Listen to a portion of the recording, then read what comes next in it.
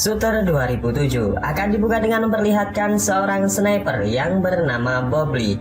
Ia ditugaskan bersama pengintainya yang bernama Donnie. Misi mereka di tanah Utopia disinyalir dengan sebuah informasi jika sekelompok pemberontak berencana melakukan penyerangan ke markas Amerika. Setelah lama mengintai, terlihat dari jarak 900 yard sebuah iring-iringan mobil pemberontak. Donnie segera menghitung jarak musuh, kecepatan angin, dan kelembapan udara. Dan sebagai eksekutor sendiri, Bob Lee dengan mudah menghabisi musuh satu persatu. Sir, I have visual confirmation of TS-129's current. Fire when ready. 900 yards. 870 yards to close. 30 miles an hour, 3 milli. Namun tak disangka serangan tersebut segera direspon oleh musuh yang datang dengan jumlah yang lebih banyak. Mereka menggunakan senjata mortir dan serangan udara berubah heli serbu untuk menghabisi Donnie dan juga Bob Lee. Fire when ready.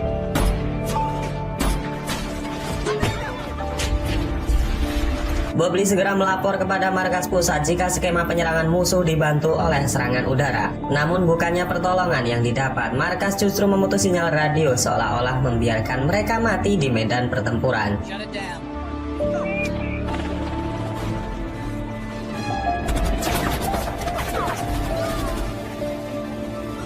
Dalam insiden tersebut, Donnie harus meregang nyawa setelah terkena tembakan bertubi-tubi dari heli serbu. Melihat temannya tewas di depannya, sontak membuat Bob Lee sangat murka. Ia pun membidik heli tersebut yang kemudian meledakkannya di udara.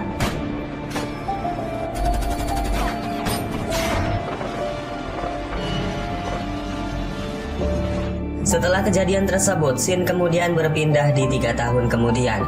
Bob Lee yang memutuskan untuk pensiun dari dunia militer memutuskan untuk tinggal seorang diri di sebuah pondok bersama dengan anjing kesayangannya di sebuah kaki gunung bersalju. Scene kemudian memperlihatkan sebuah markas militer swasta atau sering disebut dengan tentara bayaran. Kita akan diperkenalkan dengan seorang pensiunan kolonel yang bernama Isaac Johnson. Di sana Kolonel Isaac meminta data-data dan laporan militer milik Bob Lee. Entah apa tujuannya, sepertinya Kolonel Isaac berniat untuk meminta Bob Lee membantunya dalam sebuah misi rahasia. Kemudian keesokan harinya Kolonel Isaac dan beberapa pengawalnya mendatangi rumah Bob Lee yang berada di kaki gunung. Benar saja, kedatangan Kolonel Isaac rupanya meminta Bob Lee untuk membantunya dalam sebuah misi rahasia. Namun hal itu segera ditolak oleh Bob Lee yang mengatakan ia sudah pensiun dan tak ingin kejadian pahit yang menimpanya 3 tahun yang lalu terulang kembali.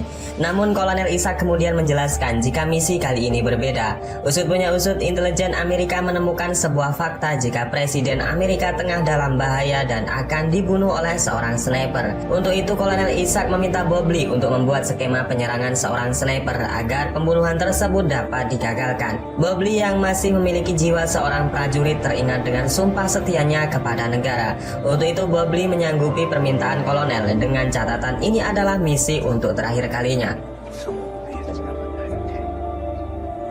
Sebagai seorang sniper yang sudah pensiun, Bob Lee tak benar-benar kehilangan keahliannya. Sniper tetaplah sniper, terbukti bidikannya masih sangat on point bahkan di jarak 1 mil jauhnya.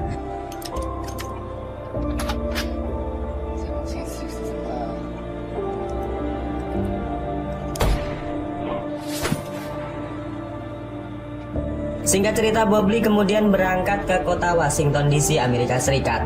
Tepat di kota Philadelphia, Bob Lee mulai mengamati keadaan yang mana presiden akan dikabarkan mengunjungi tempat tersebut. Di sana ia menemukan sebuah fakta jika seorang sniper kemungkinan besar akan melakukan eksekusi di tempat tersebut.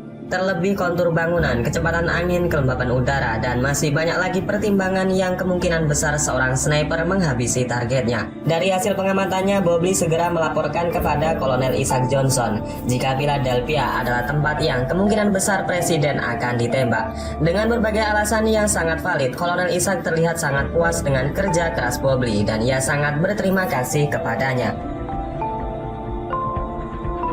Scene kemudian berlanjut di keesokan harinya di mana Presiden Amerika dan rombongan telah berangkat ke kota Philadelphia. Presiden berpidato dengan ditemani oleh seorang uskup yang berasal dari Utopia dan membahas masalah kejahatan perang yang sudah berlangsung di dalam negerinya. Bobley yang juga mengamati jalannya acara tersebut dengan menggunakan sebuah teropong dari kejauhan.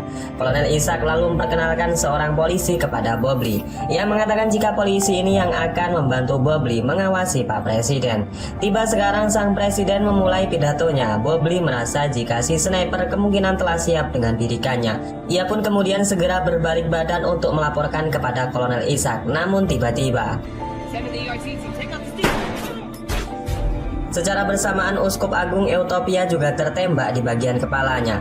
Bobley yang terus diserang polisi menjatuhkan diri dari atas gedung dan segera melarikan diri. Kolonel Ishak kemudian memfitnah Bobley dengan mengatakan kepada FBI jika pelaku penembakan adalah Bobley Swagger. Dan begitulah cara licik yang kemudian membuat Bobley menjadi seorang buronan. Dengan terpincang-pincang, Bobley kemudian berusaha lari dari kejaran FBI. Namun langkahnya terhenti setelah seorang FBI yang bernama Nick Memphis menahannya. Bobley yang sebagai seorang marinir tak mempan dengan ancaman tersebut dan bahkan menghajar Nick hingga ia pun melarikan diri menggunakan mobilnya. Bobley yang terus dikejar harus terpepet setelah para FBI mengepungnya dari segala penjuru.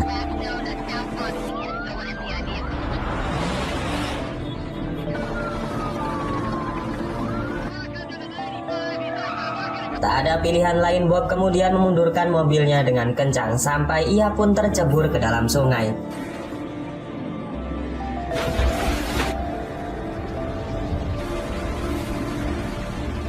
Singkat cerita, Bobley yang berhasil mencuri mobil melanjutkan pelariannya. Tujuannya adalah sebuah apotik untuk mengobati luka-lukanya agar tidak infeksi. Namun karena wajahnya sudah tersebar di media televisi, Bobley kemudian mematikan listrik agar CCTV tak dapat merekam wajahnya. Dengan kecerdikan yang ia miliki, penjaga apotik tidak curiga dan ia pun mendapatkan obat untuk merawat luka-lukanya.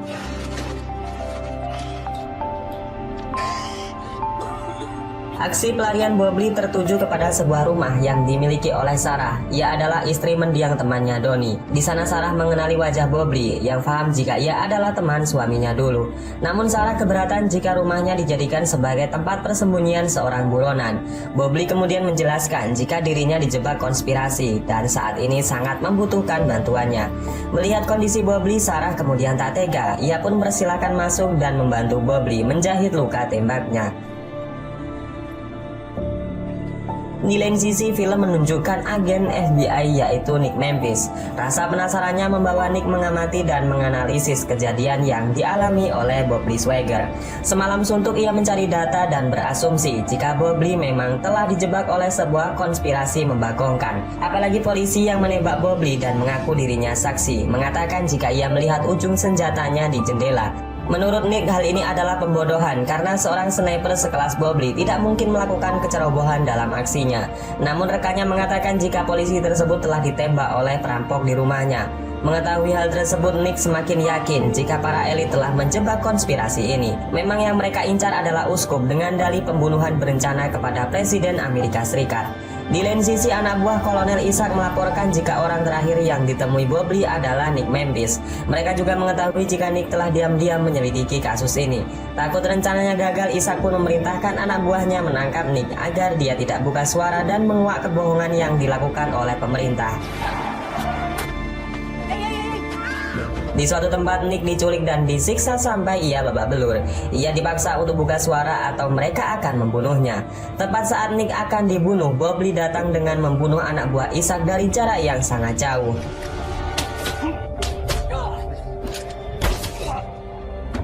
Setelah menyelamatkan Nick, Bobley kemudian membawanya ke tempat di mana seorang legenda senjata bersembunyi.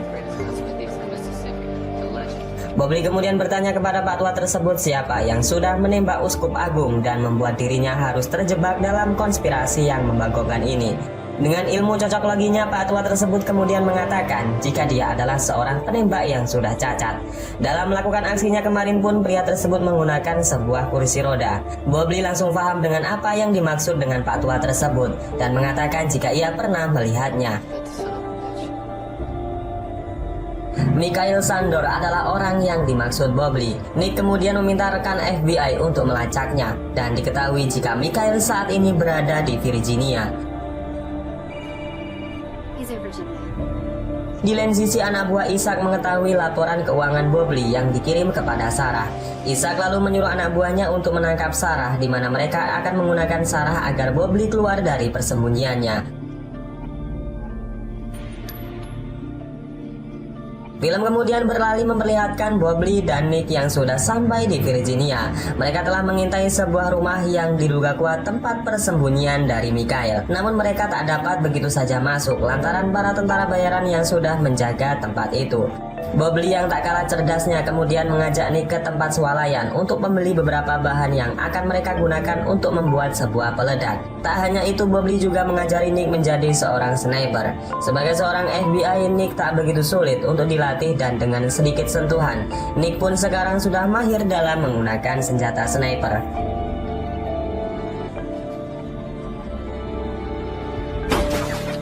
Rencana kemudian dijalankan di mana Nick ditugaskan untuk mengamati dari kejauhan layaknya seorang sniper. Sedangkan Bobley sendiri akan bergerak masuk memasang beberapa perangkap bom dan menghabisi satu persatu penjaga di sana.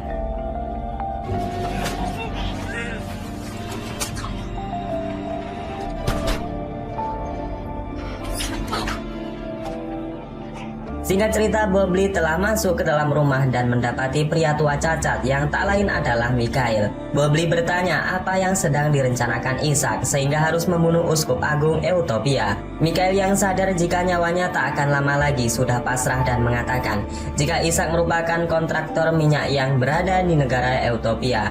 Ishak sudah melakukan kejahatan perang dengan merampas tanah penduduk dan membunuh sebagian besar warga lokal yang tak mau menyerah. Selain itu, di balik itu semua, Ishak sudah di-backup oleh seorang senator yang berasal dari Montana. Di akhir pembicaraan, Mikhail mengatakan jika Sarah dalam bahaya karena Ishak sudah menjadikannya sebagai tawanan. Dan kemudian Mikhail memilih bunuh diri karena ia sendiri sudah capek dimanfaatkan oleh para elit Amerika. Di saat yang sama, pasukan penyerbu yang dikerahkan oleh Ishak Johnson telah sampai berada di sana. Bobley yang sudah biasa dalam kondisi zona perang dengan tenang menghabisi mereka satu persatu dan menyuruh Nick meledakkan bom yang sudah ia pasang sebelumnya.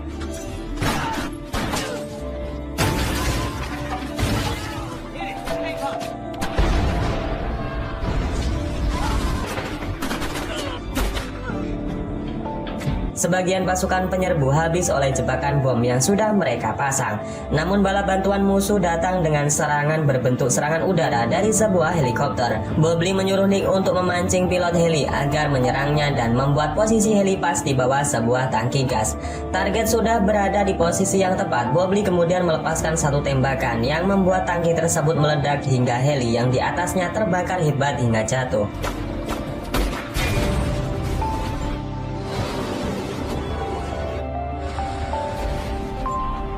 Scene kemudian berpindah di sebuah tempat di negara bagian Montana. Di sana Bobley menelpon Ishak dan mengatakan jika ia mempunyai bukti rekaman percakapannya dengan Mikhail seputar kejahatan perang yang dilakukan Ishak di negara Eutopia. Bobley meminta kesepakatan kepada Ishak jika ia mau menyerahkan bukti rekaman tersebut asalkan Sarah dibebaskan.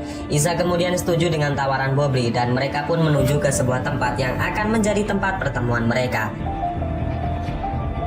Singkat cerita, Ishak dan anak buahnya membawa Sarah ke tempat pegunungan Montana. Disinilah mereka akan melakukan barter. Dan tak lama kemudian heli kedua juga telah datang, di mana kita bisa melihat sosok Pak Tua yang merupakan Senator Charlie. Di balik putihnya salju, Nick yang menyamar sebagai Bobley dengan gagahnya menenteng senjata mendekati mereka. Namun sebuah hal yang mengejutkan, di mana serangan sniper anak buah Ishak terjadi. Bobley sudah menduga jika dirinya akan kembali dicurangi. Oleh sebab itu ia pun menyuruh Nick untuk menyamar dan membawa lempengan baja di dadanya sedangkan ia menghabisi sniper anak buah Ishak.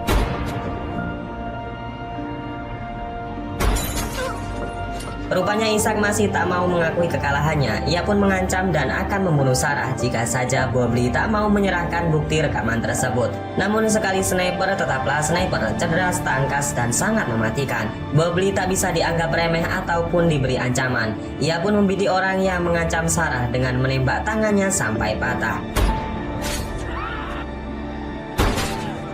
Tak tahu harus bagaimana lagi, Ishak dan Charlie pun pasrah saat Bobley dan Nick bertindak semaunya. Sarah berhasil dibebaskan dan sekarang dalam kondisi yang aman.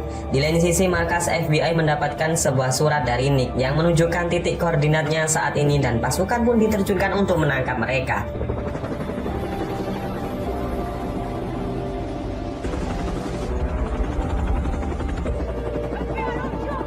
Rupanya hal ini juga skema yang dilakukan oleh Bobley agar ia bisa menjelaskan secara hukum bahwa ia tidak bersalah. Ia kemudian melaporkan jika penembakan uskup tersebut adalah skenario yang dilakukan oleh Ishak dan juga senator agar kejahatan perangnya tidak diketahui publik. Lebih dalam, Bobley juga mengakui jika senjata yang di depannya adalah kepemilikannya. Ia pun masukkan peluru dan menembakkannya. Namun ledakan tidak terjadi. Teori terpatahkan di mana Bobley selalu menukar pin senjatanya setelah ia menggunakan dalam berlatih.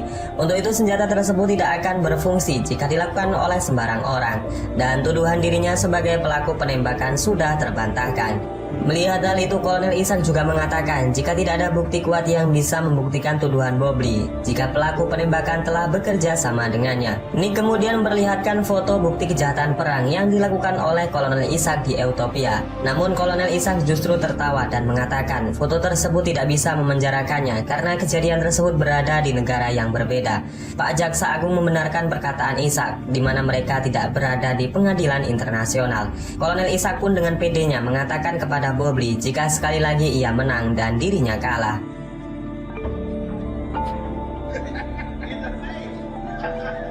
Di sebuah rumah terlihat tawa kemenangan keluar dari mulut biadab Senator Charlie dan Ishak Johnson. Mereka sedang menikmati anggur dan tertawa bahagia seolah-olah sudah lepas dari sebuah hukuman. Begitulah kira-kira guys, di mana hukum manusia tidak berlaku, maka hukum rimba adalah solusinya. Bobley yang sedang ditarik mengawasi tempat tersebut beraksi seorang diri menghabisi para pria tua penuh dosa tersebut.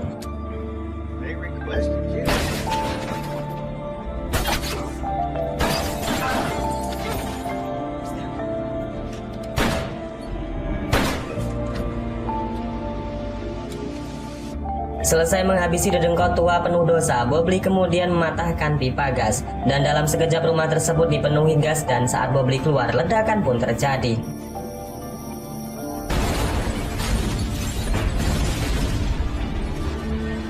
Dan di akhir cerita, Bobley ditemani Sarah yang saat itu tengah menunggu di dalam mobil. Saat ditanya dari mana ia pergi, Bobley mengatakan jika ia tadi sedang kencing sebentar. Dan kemudian film ini pun selesai.